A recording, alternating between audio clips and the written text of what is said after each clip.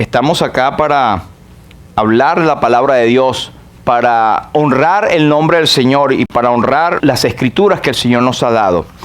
Y hablaba lo del tema. Antes de entrar en eso, quería siempre poner este versículo de base, como tantos otros, que este es nuestro lema, donde están 2 o 3 congregados en el nombre de Jesús. En mi nombre, dice Él, allí estoy yo en medio de ellos. Y puede usted buscar después estos mensajes en la red, tanto en YouTube como en Facebook, como en la propia página web. Y ahí usted tiene la identificación de nuestra sitio en las redes sociales. Y usted puede también pasarlo, hermanos. Tengamos el ejercicio tal vez de pasar el link, la unión, el enlace a otras personas que usted quiere que alguno de los mensajes específicamente puede ayudarle. Usted puede tener la libertad de hacerlo. Entonces estábamos hablando de estos cánticos y que el Señor pone en nuestro corazón, el corazón de nuestros hermanos y hermanas, y de pronto este es el tema, y usted ha seguido. Esta es la 4ª de la serie que hemos estado hablando de los desiertos y el desierto espiritual.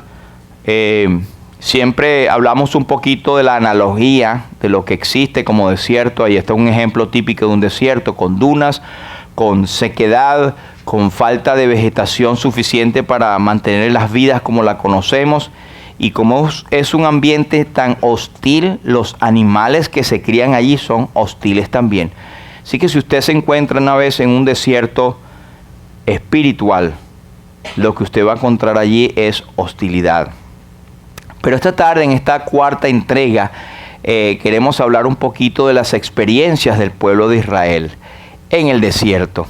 Y habíamos hablado algunos puntos característicos que tiene el desierto, y esto es nada más forma de repaso, pero el desierto ilustra lo que se convertiría en nuestra vida cuando expulsamos a nuestro Dios de ella, cuando queremos andar en nuestra propia sabiduría, en nuestra propia manera de ser, y dejamos fuera a Dios. Entonces ahí cuando entramos en un desierto. Y también el desierto, según los estudiosos bíblicos, es el escenario favorito de Dios para forjar nuestro carácter, para enseñarnos. Muchos hablan del desierto, la soledad. En la soledad nos habla Dios. Cuando ya nadie está allí, cuando ya nadie nos habla, cuando los recursos se han agotado. Hay un viejo himno que dice: si a punto ya estás de desanimarte, si los recursos ya han faltado, el tiempo es en que Dios obrará. Y hay unas 4 o 5 características del desierto, y eso lo vimos. Soledad, obviamente, si no fuera desierto, si no fuera habitado. Tenemos sequedad, no hay agua, constantemente usted no puede encontrar agua para saciarse, y toda la vida prácticamente se sostiene con agua. También oscuridad. Bueno, de día un sol resplandeciente que quema y que deshidrata a cualquiera, y de noche la oscuridad total. Y sabe que los desiertos son extremos, y quiero comentarles que en la empresa donde trabajo tenemos construcciones donde están los trabajadores a plena luz del día y con equipos de seguridad que los mantienen bastante cubiertos sus cuerpos, pero prácticamente cada semana tenemos, a pesar de la campaña que se hace en la empresa de tomar agua cada 15 o 20 minutos, de tomar reposo, de que si usted se siente mareado, busque una sombra inmediatamente. Hemos tenido prácticamente 1 por semana de las personas que quedan, les da un golpe de calor, insolación, o como dicen en inglés, un heat stress, donde la gente pierde la capacidad de refrigerar su cuerpo y se marea, se confunde, puede quedar desmayado, y si no se atiende la persona puede caer en un golpe de calor y puede morir. Eso es sencillamente la demostración de que el cuerpo humano no está diseñado para resistir tantas temperaturas. Imagínese en el desierto donde usted no va a tener una sombrita donde meterse, ¿verdad? Como tuvo Jonás en Nínive. O tener una agua allí donde tomar o donde refugiarse. Así que En la mañana o en el día las temperaturas pueden pasar los 110, 115 grados centígrados, Fahrenheit. Y en la noche las temperaturas bajan tal que la gente puede congelarse. Así que ni frío ni caliente ahí. Por cualquiera que lo agarra, puedes tener crisis. Y también la inseguridad. Usted no se siente seguro allí. Porque los animales que están, puestos allí para habitar en ese tipo de ambiente son bastante hostiles. Y la desorientación. Ahí no hay lugar para decir yo me referencio por esta ramita o por este sendero que está acá. Y no hay senderos, la brisa se lo lleva. Hay tormentas a veces de arena que te pegan en la cara o en el cuerpo y es como una lija. Dicen los expertos que la gente puede empezar a sangrar inmediatamente porque la piel puede perder la capacidad de resistir. Así que es un escenario terrible en cuanto al desierto físico se trata. Y en la desorientación también está de que nadie se puede guiar excepto los expertos por las estrellas y la luna, pero no sabemos si puede llegar a ver las estrellas de noche con aquel frío y lo que ha pasado en el día. Así que un escenario bien terrible, bien difícil de pasar. Solo los expertos que han tenido cursos de sobrevivencia pueden durar algunos días o si quiere semanas. Ahora vimos también en las escrituras que hay ejemplos como el pueblo de Israel que dijeron, ¿dónde está Jehová que nos hizo subir de la tierra de Egipto? No dijeron eso, que Dios los había conducido por el desierto, por una tierra despoblada, tierra seca y de sombra de muerte, por una tierra por la cual no pasó varón, ni allí habitó hombre.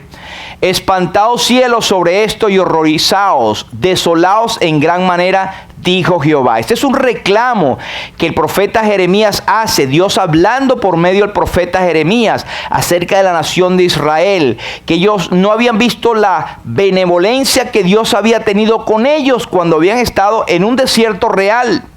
Y el versículo 13 nos habla de la realidad espiritual. ¿Por qué les había acontecido eso? ¿Y cuál era el reclamo que Dios tenía hacia con ellos?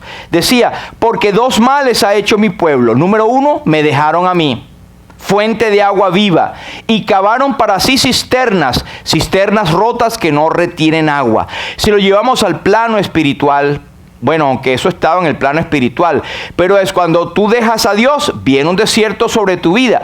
Pero ¿por qué deja a Dios? Alguien deja a Dios porque sencillamente piensa que su forma de ser, su forma de trabajar, su propia sabiduría le puede conducir mejor que lo que dice la Biblia.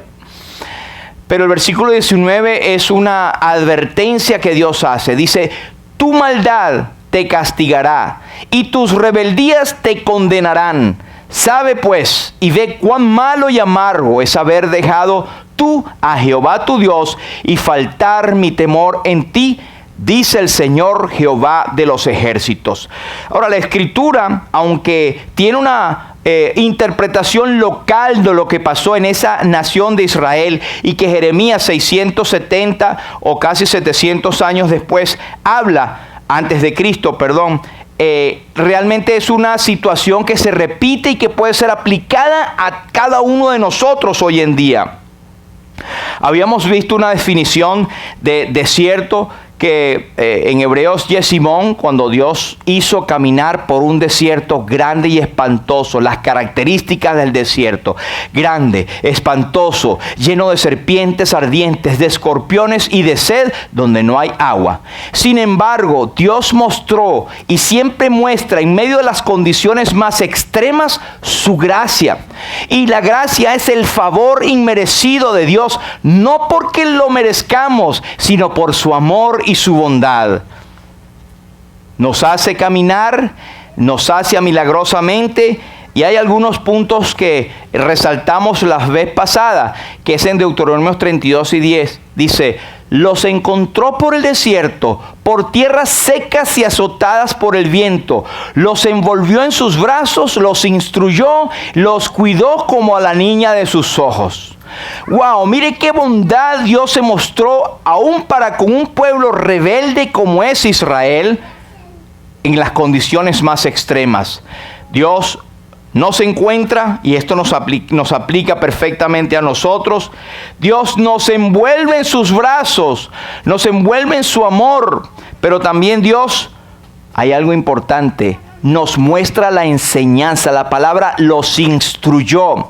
Es que es en un desierto donde normalmente las lecciones de Dios vienen a nuestras vidas, donde aprendemos. Normalmente el hombre y el cristiano no aprende cuando está en los, digamos, en las glorias de su vida, gozando de las bendiciones del Señor, sino cuando está en las sequedades, donde está el valle de sombra de muerte, es cuando experimenta que Jehová realmente es su pastor.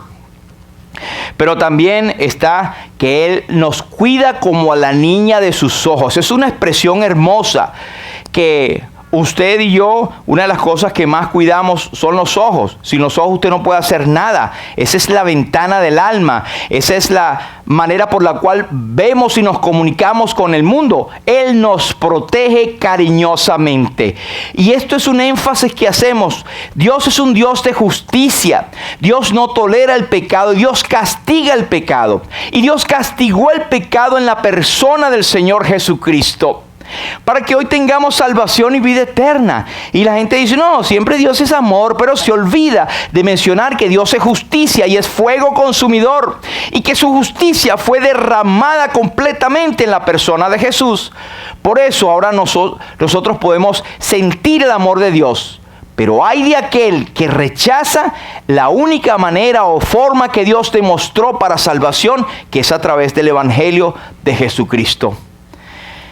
Pero sigamos con los desiertos. Este desierto junto al Mar Rojo, en Éxodo 13, 18 al 20.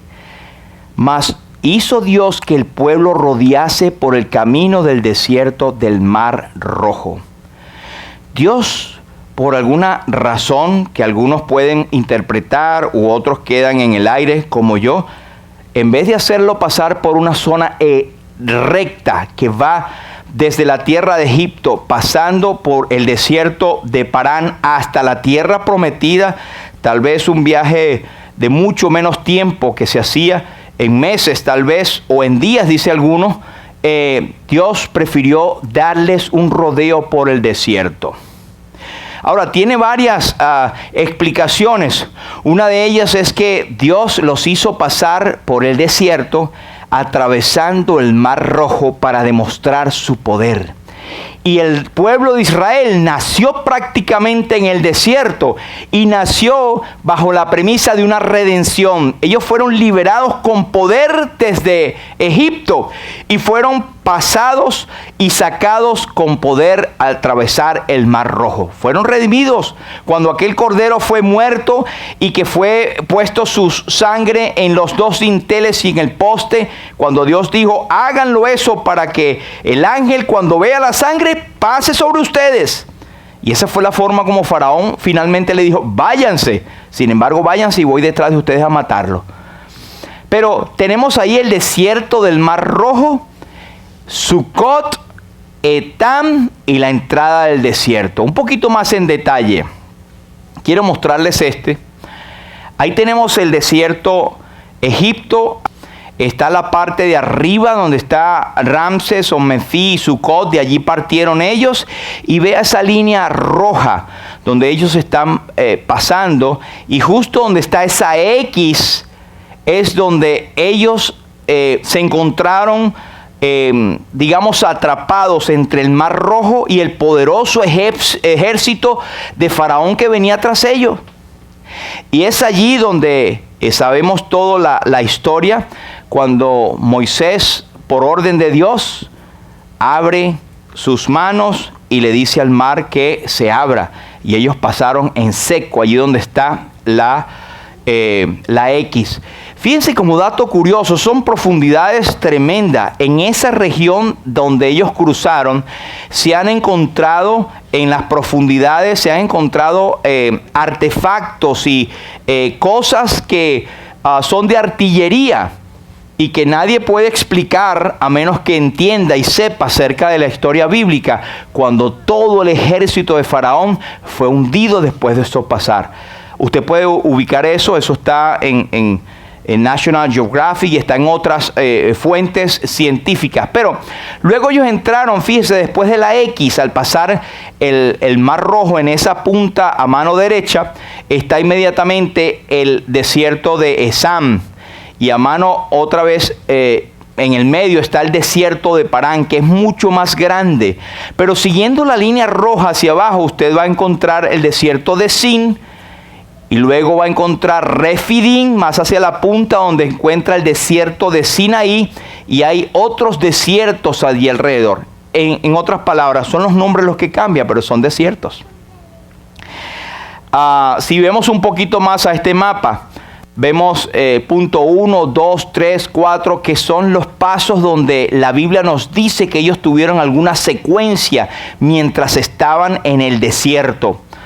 Cada uno de los puntos ilustra uno de los milagros de Dios o alguna de las rebeldías del pueblo de Israel, hasta llegar a ese punto a mano derecha de ustedes, donde el punto 12 ellos dan vuelta, y ahí estuvieron casi 38 años dando vuelta, 40 años dando vuelta.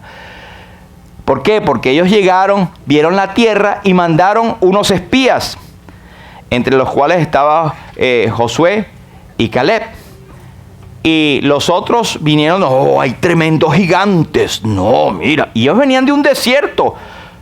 Pero hay tremendas uvas, hay tremendas, pero hay unos desiertos, hay unos gigantes que no podemos nosotros ir con ellos. Y Dios los había alimentado y les había dado de todo en un desierto a casi, algunos hablan de 3 millones de personas.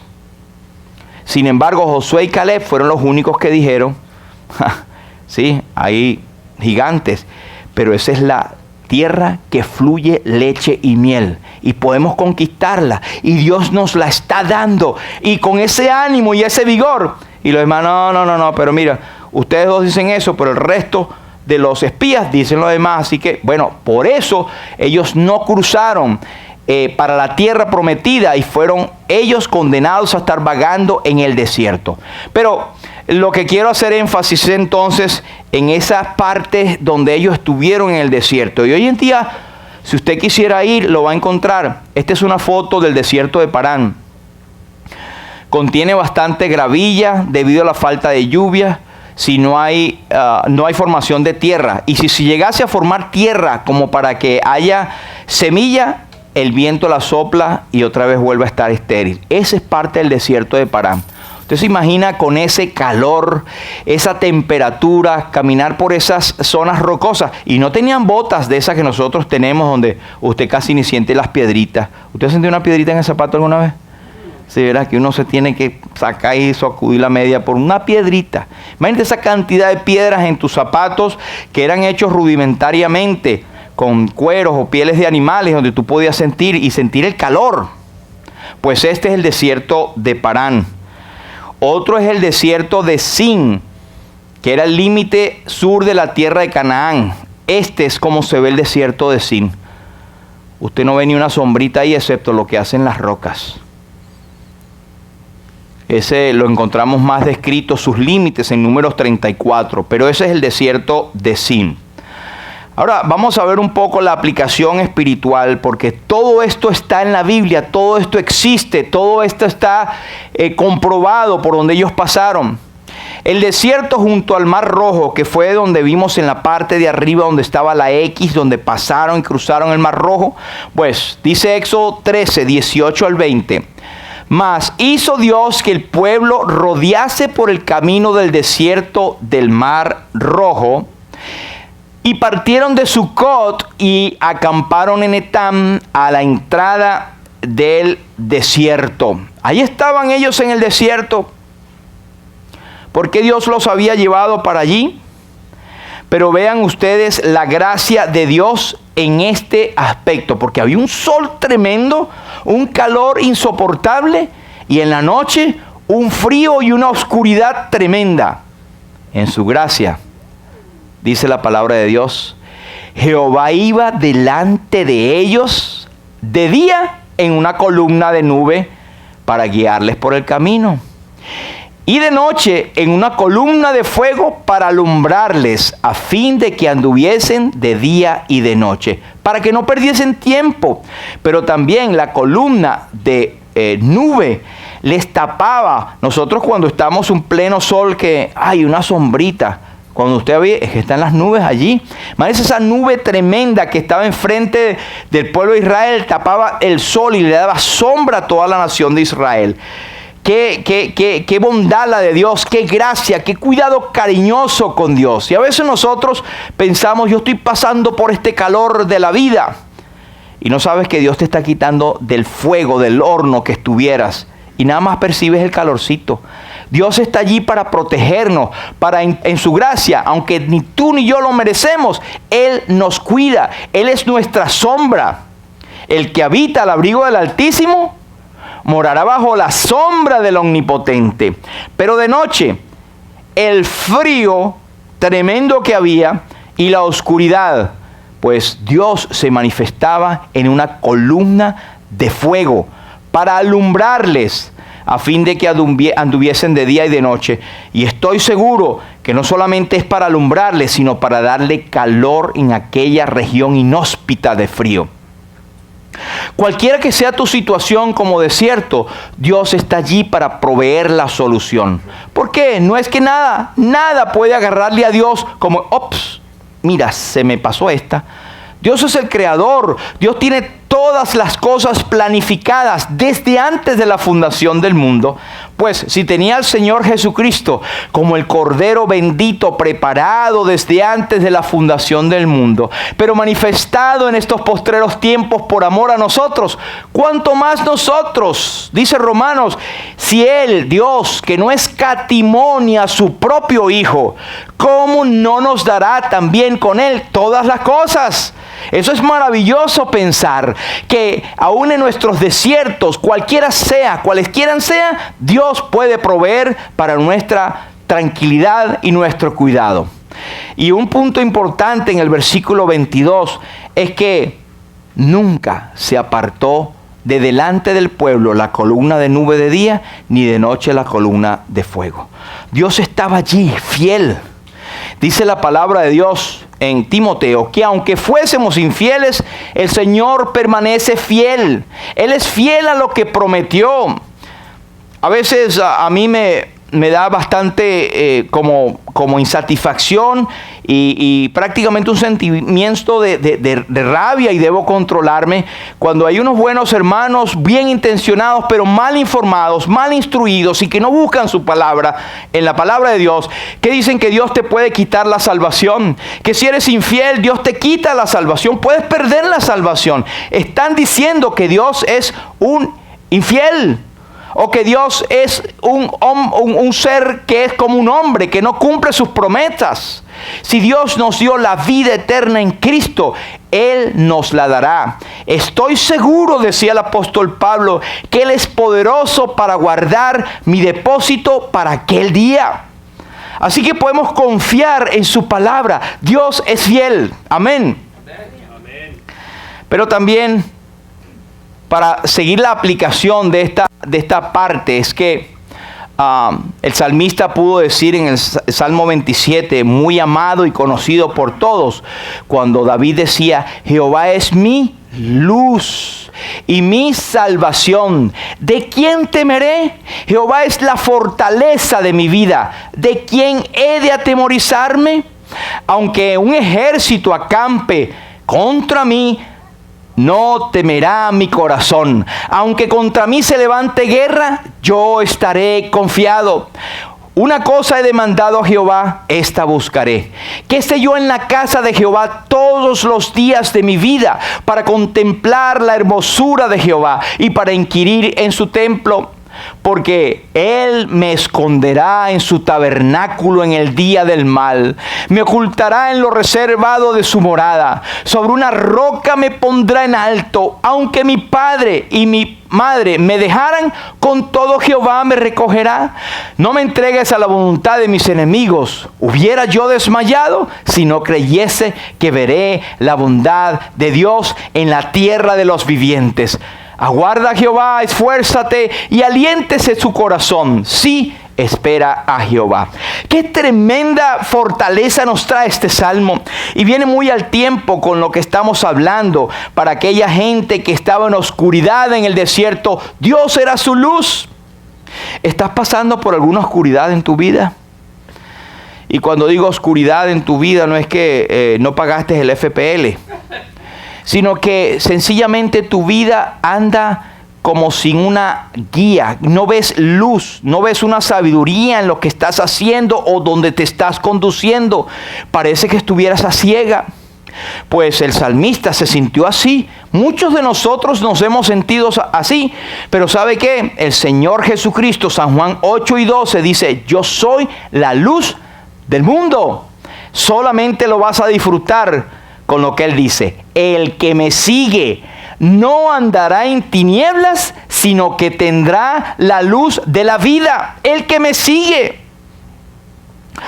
Como creyentes, pero sí, yo sigo al Señor, pero todavía estoy en oscuridad. No le está siguiendo. No le está siguiendo. El salmista decía: ¿de quién temeré? No había absolutamente nada en lo cual él podía temer, porque Jehová es su luz. Él sentía que Dios era la fortaleza de su vida, que podía sostenerlo con su brazo poderoso. Y él decía: ¿de qué he de atemorizarme? Y esto, hermano, nos sirve también no de ejercicio, sino de consuelo y de confirmación. Cuando usted tenga oscuridad en su vida y cuando usted tenga temor de lo que le pueda venir, usted dice: ¿de quién temeré? Si Jehová es mi fortaleza. ¿De quién he de atemorizarme si Jehová es mi luz? Es más, el versículo 3 dice: aunque un ejército acampe contra mí. Y tengamos en cuenta que David realmente sintió esto. El rey Saúl estaba con un tremendo ejército buscándole y pisándole los pies a él. Por cierto, lo estaba buscando por el desierto. Y hay momentos en cuando él se metió en la cueva de Adulam, que por cierto, la palabra Adulam quiere decir refugio. Y es en esa cueva donde Dios enseñó lecciones hermosas. Pero eso tal vez Dios mediante lo veremos en otra entrega. Pero él dice, versículo 4, una cosa he demandado y esta buscaré: que esté yo en la casa de Jehová todos los días, para contemplar la hermosura de Jehová y para inquirir en su santo templo. Y lo pongo en azul y llamo la atención en este texto, porque usted va a decir que yo voy a insistir en esto otra vez, pero la Biblia insiste: no dejando de congregarnos como algunos tienen por costumbre. El mejor o el mayor gozo del salmista era encontrarse en la casa del Señor, y para adorarle a Él, pero también para inquirir, para: Señor, ¿qué es lo que quieres de mí? Y hay otras cosas que faltan allí porque era muy temprano, yo no tenía la revelación, pero Dios le enseñaba, Dios le instruía, y eso es lo que tenemos nosotros en la iglesia hoy en día. Aún una iglesia pequeña comparativamente en número como esta, pero muy grande en cuanto a las almas que Dios ha salvado por su gracia. Aquí Dios tiene un plan para ti, para crecer, para instruirte, para que tú crezcas y te fortalezcas en los caminos del Señor. Por eso lo pone en el versículo 4. El versículo 5 dice: Él me esconderá en su tabernáculo. ¿En cuál día? En el día del mal. Y es que cada creyente tiene lo que se llama el día del mal. Usted le puede poner el nombre o describir o traer en su memoria, pero hay días en que nosotros le llamamos, y no es un mal día. No es que tuve un mal día hoy, el jefe me gritó, se me ponchó una llanta, o llegué tarde al trabajo, tuve un mal día. Me fui con la combinación de la ropa y con una media así y otra no. Un mal día, no, eso no es. Un mal día es un día realmente donde el enemigo ha atacado con sus fuerzas y ha buscado tumbarnos en cualquier aspecto de nuestras vidas. O estamos pasando por una situación de tristeza, de tragedia, de situación donde tú quieres refugiarte y volar. Como decía el salmista: ¿quién me diera alas como de palomas? Ciertamente volaría yo. Me apresuraría a esconderme del viento borrascoso, de la tempestad. Huiría lejos, me escondería en las montañas. Hay momentos que uno se sienta así. Pero él dice en el versículo 5: Él me esconderá en su tabernáculo en el día del mal. Es como que su mano viene y te esconde. Sientes el refugio, sientes el consuelo. Pero no hay forma de hacer eso si no estás en comunión con el Señor. Si no estás pegado de Él. Si no tienes la comunión de los hermanos en una iglesia. Versículo 6 dice: sobre una roca me pondrá en alto. Versículo 10. No hay situación en tu vida que Dios no esté, aunque mi madre y mi padre me dejaren. ¿Qué situación para un hijo debe ser lo más fuerte? Que sus padres le dejen. Sentirse no querido, sentirse rechazado, sentirse abandonado, sentirse sin protección. Eso es lo peor que le pueden pasar. Y por ahí usted puede poner que me dejó mi esposo, o me dejó mi esposa, o ya no me trato con mis hijos, o cualquier situación que usted pueda poner. Si usted está pegado del Señor, usted puede decir: aunque eso ocurra, Jehová me recogerá. Amén. Amén. Gracias, Señor. Y hay momentos en que uno dice: hubiera yo desmayado si no creyese que veré la bondad de Jehová en la tierra de los vivientes. No es un consuelo, que también es consuelo, pero que algunos dicen: no te preocupes, cuando llegue al cielo todas las cosas se van a arreglar. Eso va a ocurrir, ¿verdad? Pero como que no sirve mucho de consuelo y si uno lo está pasando en ese momento. Pero él dice: veré la bondad de Dios, ¿dónde? En la tierra de los vivientes, aquí mismo, mi hermano. Por eso cuando decimos que el que oye mi palabra, dice Jesús, y cree al que me envió, no dice tendrá allá en los cielos. Ya tiene, ya disfrutamos de esa vida eterna. Ya la bondad de Dios está actuando completamente aquí en la tierra de los vivientes. Efesios nos dice que nosotros estamos sentados en los lugares celestiales en Cristo. Este es un privilegio que a veces no vemos, hermanos. Lo tenemos allí porque tenemos nuestra visión empañada del mundo, de las actividades, de lo ocupado siempre, y dejo las bendiciones del Señor a un lado. ¿Sí, hermano? ¿Eso ocurre? ¿O estoy hablando cosas de otro mundo? Aguarda a Jehová, esfuérzate y aliéntese tu corazón. Sí, espera a Jehová. Ahora, eso es en cuanto a la luz. Ahora, este otro salmo nos da otra perspectiva, el Salmo 121. Otro que estaba en angustia, en un desierto. Alzaré mis ojos a los montes. ¿Viste que ese desierto que vimos allí, creo que el de Sim o el de Param, tiene como mesetas, montes? Alzaré mis ojos a los montes y diré: ¿de dónde vendrá mi socorro cuando estoy en este desierto? Su corazón, inmediatamente el Espíritu Santo responde: mi socorro viene de Jehová, que hizo los cielos y la tierra. No dará tu pie al resbaladero, ni se dormirá el que te guarda. Mire, ¿cuántas personas no han muerto o han sido apresadas o les ha entrado los ladrones cuando los que los están guardando se durmieron? Hay un dicho por ahí que dice: camarón que se duerme, se lo lleva la corriente. Mire, nosotros tenemos un bendito Dios que yo oí a alguien decir, no sé si es una falta de respeto, pero no creo que sea, que dice que tenemos a nuestro Dios con el bendito insomnio. Él no duerme, Él no duerme. Él está, sus ojos de día y de noche, está sobre nosotros, sobre sus hijos, y quiere bendecirnos. No tanto de que bendecirnos, darte una casa, un carro, darte comodidades. Eso no es que es malo, pero lo que Dios quiere en su bendición, primeramente Dios quiere que todos los hombres sean salvos, que vengan al conocimiento de la verdad, que reconozcan su condición de pecador o pecadoras perdidas, y que no importa cuán buenas crean que son, pero están perdidos y condenados y expuestos a un infierno eterno, pero que Dios a su vez preparó el plan perfecto de salvación por medio de Jesucristo, por la obra que Él hizo en la cruz del Calvario. Cuando Él sufrió la oscuridad de la ira de Dios, allí en la cruz del Calvario, para que nosotros podamos tener vida eterna y podamos tener la claridad, y que Él pueda decir: el que me sigue no andará en tinieblas, sino que tendrá la luz de la vida. Su sangre fue derramada para limpiarte y limpiarnos de todo pecado, para hacernos aptos de entrar en la presencia de Dios, no por nuestra justicia, sino por la justicia, revestidos con la justicia de Cristo. Porque Él murió y resucitó. Y porque Él vive, viviré mañana para siempre. Mire lo que dice el versículo 5. Jehová es tu guardador.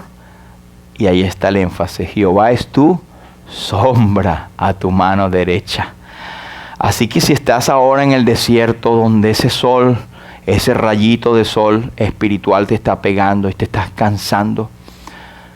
Yo en esta semana estuve en uno de los techos grandes de esta construcción y aunque tenía ya cerca de casi 4 horas solamente y ellos tienen 8 horas completos, hay un momento que yo me sentí sofocado.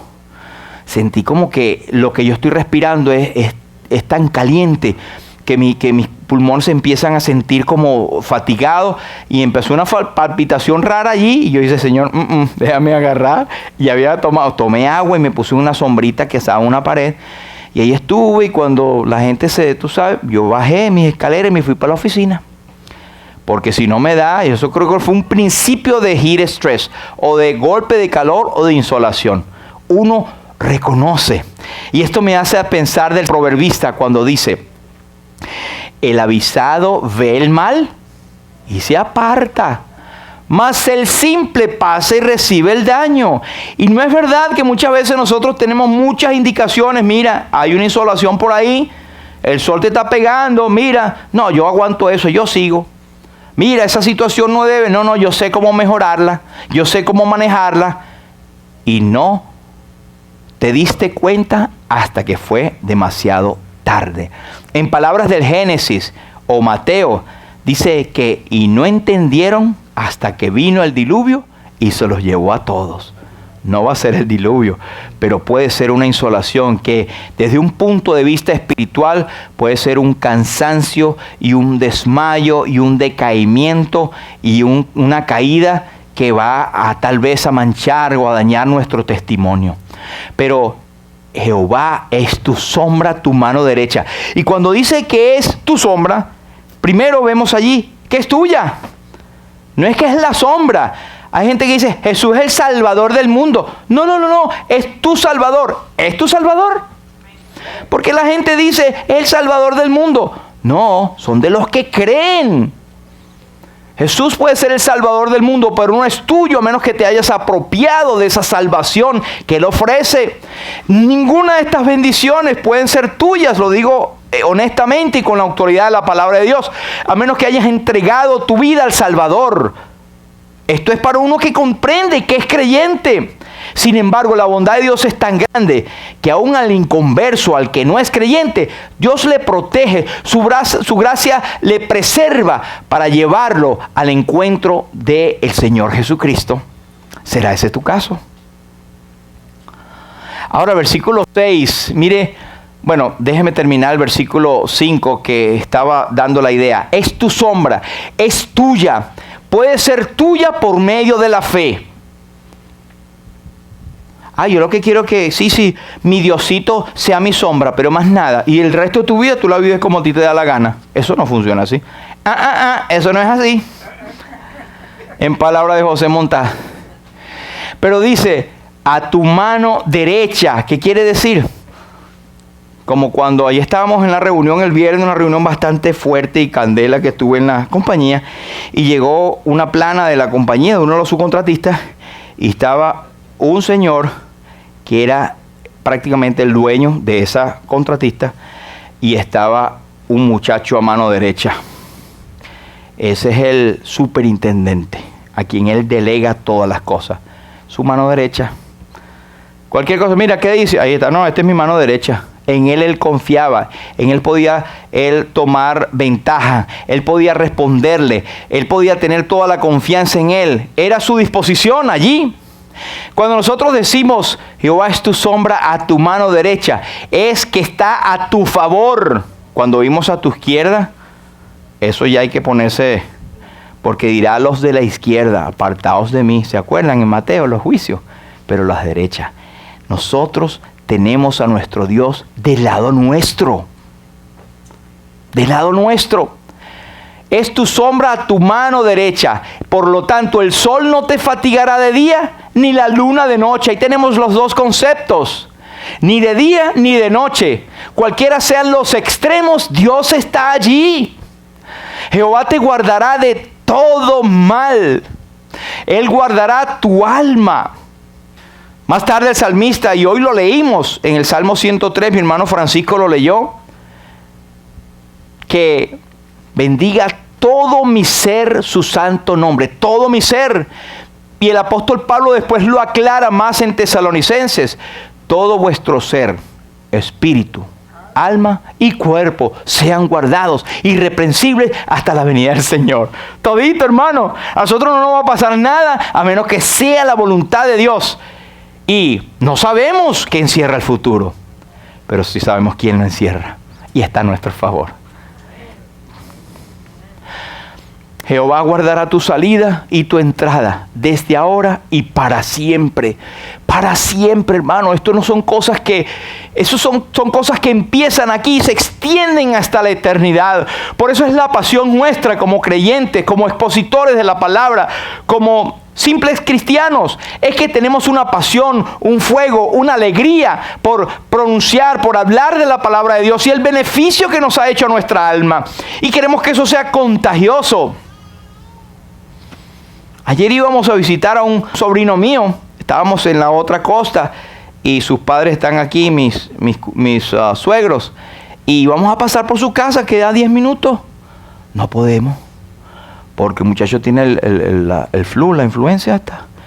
Y el doctor le dijo, es contagiosa, abuela, no vengas para acá. Así que nos quedamos con las ganas. Pero qué bueno es cuando se quedan con las ganas los inconversos de saber más de nosotros. Quieren contagiarse de nosotros. De saber qué es lo que nos mueve. ¿Cuál es esa fe? ¿Cuál es esa alegría que nosotros tenemos? Tengo a Cristo, es mi Salvador. Él es mi todo. Jehová te guardará tu salida, tu entrada, desde ahora y para siempre. Otro salmo, que ya lo mencionamos, el que habita al abrigo del Altísimo morará bajo la sombra del Omnipotente. El otro desierto es el desierto de Shur.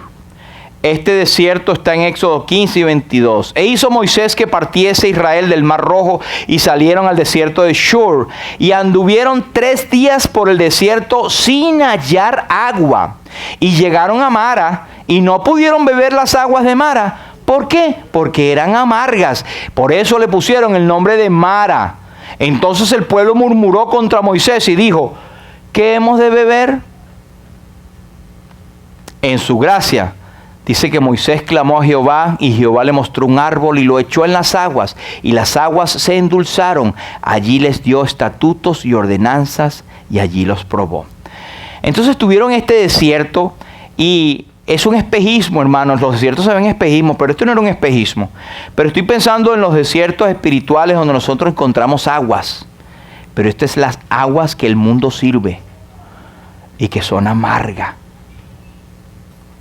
Que dice Proverbio que el pan comido en oculto es sabroso, pero después tu boca es llena de cascajos. O sea, después es lo amargo. ¿Qué te está ofreciendo el mundo, hermano? ¿Qué ofrece por ahí el resto de las cosas? No, yo estoy satisfecho como estoy. Estás tomando aguas amargas. Y sabemos cuando uno toma aguas amargas, alguna cuestión le va a venir en el estómago, ¿verdad? Pero ¿qué de la parte espiritual? Ellos lo identificaron. No podemos tomar esas aguas. Había agua, pero no era agua. Había agua, pero no se podía tomar. Eso nos puede pasar en nuestros desiertos también. Pero en su gracia dice que Dios les mostró un árbol y lo echó en las aguas. Aquel sitio se llama Mara, que quiere decir amargo. Y cuando los echó, echaron ese árbol en las aguas, se endulzaron. Y Dios allí les dio estatutos, ordenanzas, y allí los probó. Lo amargo lo torna en dulce. Ese es nuestro bendito Dios. Encontramos en 1 de Pedro, quien llevó él mismo nuestros pecados en su cuerpo. ¿Sobre dónde? El madero que viene de un árbol. Jesús fue clavado en el madero de la cruz.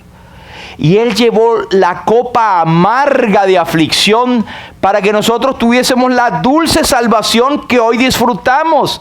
Así que ese momento allí en el desierto es un precioso cuadro de nuestro bendito Salvador. Y en cada momento que vemos allí en Israel que pasó en el desierto, son enseñanzas, son sombras de lo perfecto que había de venir. Gálatas 3:13, Cristo nos redimió de la maldición de la ley, hecho por nosotros maldición, porque escrito está, maldito todo aquel que es colgado en un madero. Cristo llevó lo amargo de la maldición en el madero de la cruz para que tú y yo tuviésemos el acceso a las aguas dulces que el Calvario nos da. ¿Has probado tú esas aguas dulces? Tienes esa bendición de tener a Cristo, el que endulzó tu vida y toda agua que tomas, porque Él es el que fue clavado en la cruz, en ese árbol, para darnos a nosotros la dulzura de la vida eterna. Para Él no lo fue, para Él fue lo amargo. Y a veces, yo digo que parte de lo que la gente en el infierno va a estar sufriendo, no va a ser tanto la candela, el fuego, la separación, pero también el gusano de la conciencia que no muere, que va a ser, pude haber sido salvo y no lo fui. Desprecié el regalo más grande que Dios dio. Y aquel día, en junio 23, cuando hablaron del Evangelio, me pareció que era bueno, pero lo dejé pasar. Ojalá que no sea tu caso, ojalá que no, oramos que no. Si alguno que luego ve este video o alguien que no tiene seguridad de su salvación, hoy es el tiempo aceptable, hoy es el día de salvación. Si oyeres hoy su voz, no endurezcas tu corazón. El Salmo 19 nos dice, el temor de Jehová es limpio, permanece para siempre.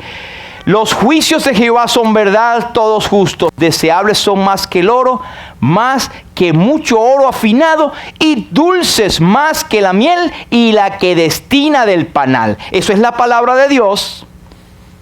Y no es verdad, hermano, cuando usted le agarra ya y empiece, aunque no entendamos todas las cosas, la palabra de Dios es dulce, porque Jesús es la palabra, ¿sabe? Juan 1 dice, en el principio era el verbo, que es la palabra, el logos, y el verbo era con Dios y el verbo era Dios.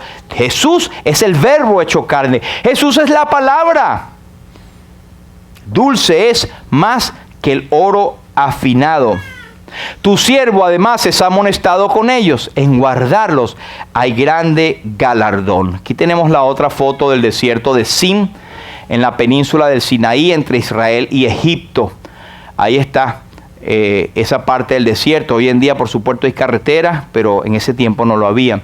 Este último desierto es el desierto de Sin. Qué casualidad que en inglés Sin es pecado, ¿verdad? Pero esto no es lo que quiere decir. Pero Éxodo 16 partió luego de Elim toda la congregación de los hijos de Israel y vino al desierto de Sin, que está entre Elim y Sinaí, a los 15 días del mes segundo después que salieron de la tierra de Egipto. Y toda la congregación de los hijos de Israel alabaron a Dios. Murmuró contra Moisés y Aarón en el desierto y decía, ojalá hubieras muerto por parte de Jehová en la tierra de Egipto, cuando nos sentamos a las ollas de carne, cuando comíamos pan hasta saciarnos, pues habéis sacado a este pueblo para matar de hambre a toda la multitud. En su gracia yo haré llover pan del cielo y el pueblo saldrá y recogerá diariamente la porción de un día para que yo lo pruebe si andan en mi ley o no. ¿Quién es el pan vivo? El Señor Jesucristo tuvo referencia a eso y dijo, yo soy el pan de vida. Vuestros padres comieron del maná en el desierto y murieron. Este es el pan que desciende del cielo para que el que de él come no muera. Yo soy el pan vivo que descendió del cielo. Si alguno comiere de este pan, vivirá para siempre. Y el pan que yo le daré es mi carne, la cual yo daré por la vida de este mundo. Jesús es nuestro pan. Y Jesús es más dulce que la miel. Jesús es nuestro brazo poderoso que nos sostiene. Jesús es nuestro Redentor. Pero a Jesús le ha sido dado todo juicio. Y el que cree en Él lo encontrará como el dulce que da la vida eterna. Pero el que rehúsa creer en Él no verá la vida, sino que la ira amarga de fuego eterno estará sobre aquellos que rechazan al Hijo de Dios. No hay tiempo para ver lo demás, pero quería llegar a música o letra que Ira Sankey fue aquel gran poeta que anduvo con Moody predicando antes de la invención del micrófono. Él cantaba a todo pulmón en aquellas grandes conferencias y él decía, y este himno usted lo ha oído, dice: oh Cristo, nuestra roca aquí y abrigo de la tempestad, dichoso el que se esconde en ti, abrigo de la tempestad. Sombra eres tú y escudo fiel, abrigo de la tempestad. ¿Por qué temer con tal broquel y abrigo de la tempestad? Refugio tú eres, Salvador, y abrigo de la tempestad. Sé nuestro gran auxiliador y abrigo de la tempestad. Y el coro dice: en tierra de cansancio Jesús roca es, Jesús roca es, Jesús roca es. En tierra de cansancio Jesús roca es y abrigo de la tempestad. Señor te bendiga, Él bendiga su palabra. Padre, te damos las gracias por nuestro bendito Salvador, que soportó la amargura de la maldición del pecado sobre su cuerpo en el madero, para que nosotros podamos probar la dulzura de la cruz. Gracias porque Él sufrió el fuego de la ira tuya, el calor de lo que a nosotros tocaba, para que Él pudiera ser sombra para nosotros. Gracias porque toda la tempestad de lo que nosotros debíamos a ti cayó sobre Él. Toda la maldición cayó sobre Él.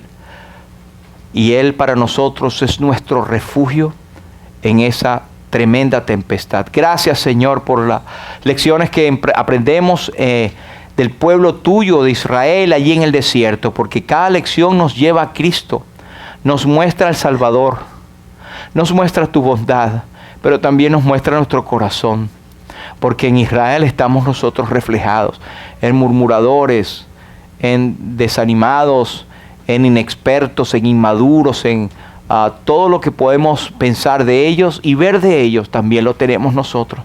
Perdónanos, Señor, y ayúdanos a valorar la cruz, ayúdanos a valorar este bendito evangelio que nos has dado, ayúdanos a valorar la iglesia que nos has dado, que es un refugio donde podemos aprender y crecer en tu palabra, Señor. Suplicamos por aquellos que no te conocen.